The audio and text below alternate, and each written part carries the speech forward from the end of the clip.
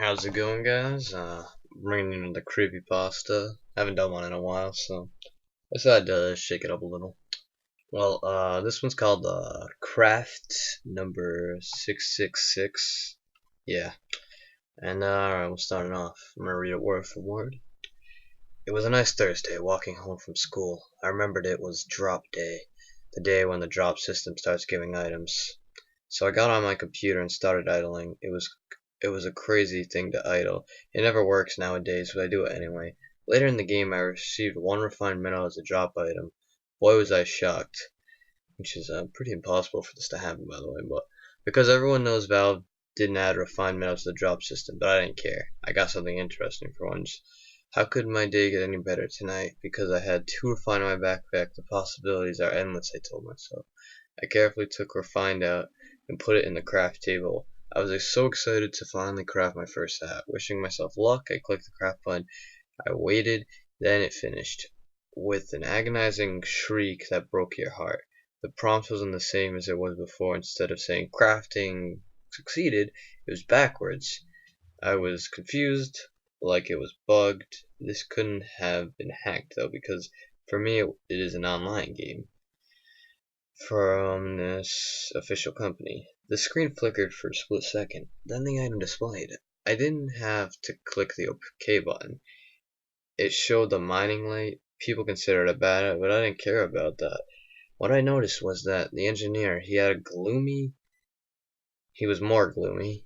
His shirt was extremely darker. His eyes were glowing red. The thing that got me the most was the craft number, the devil's number. I thought it was a little creepy considering the fact that the engineer looked demonic. Okay. The hat itself wasn't too bad. I equipped it on my engineer. Once I equipped the hat, the screen flickered again. Then that's when I thought the game was being hacked. As the engineer had the most disturbing grin I've ever seen. The shirt was more darker. I couldn't believe my eyes. What the hell was going on? I turned off the game for the day and I went to bed. The next morning I went to get ready for school. I didn't forget about what happened yesterday, so I was going to tell my friends about what happened last night. This guy must be cool. I spread the rumor about what happened to the game. Most of the people at my school didn't play Tf2, so they didn't really care.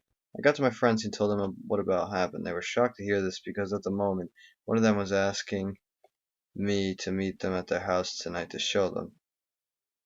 That night, I put on my jacket and I told my parents I was going to a friend's house for a visit. They told me to be back by 9 p.m. I said okay and left. My friend invited me in, and he led me to his gaming computer. It was complex for me because his keyboard was split in half, but I didn't think that was a problem. I was a fast typer anyway.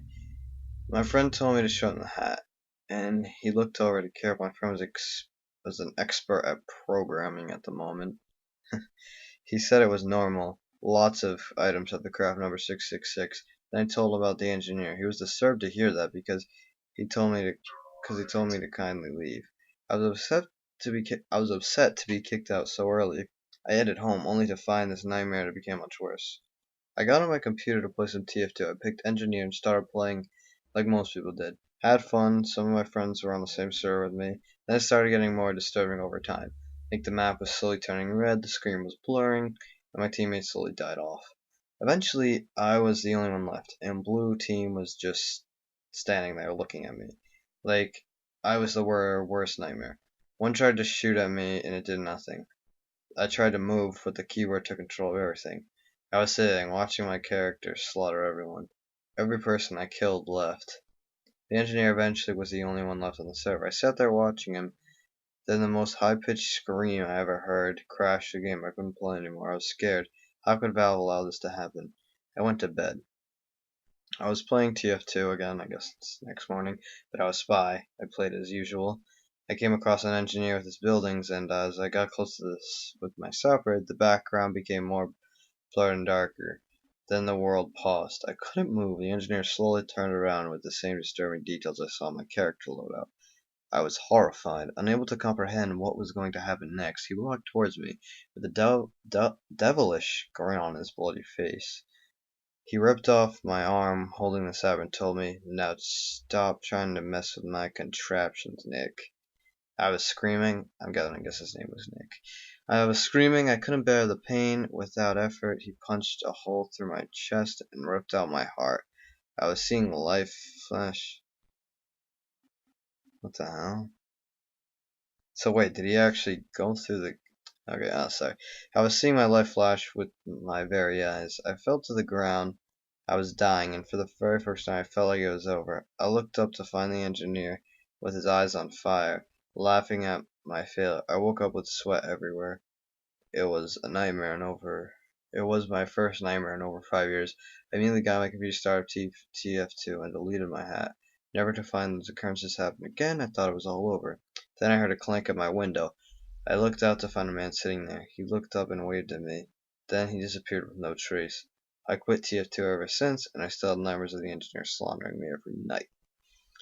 Well, that wasn't too bad actually. I'm not gonna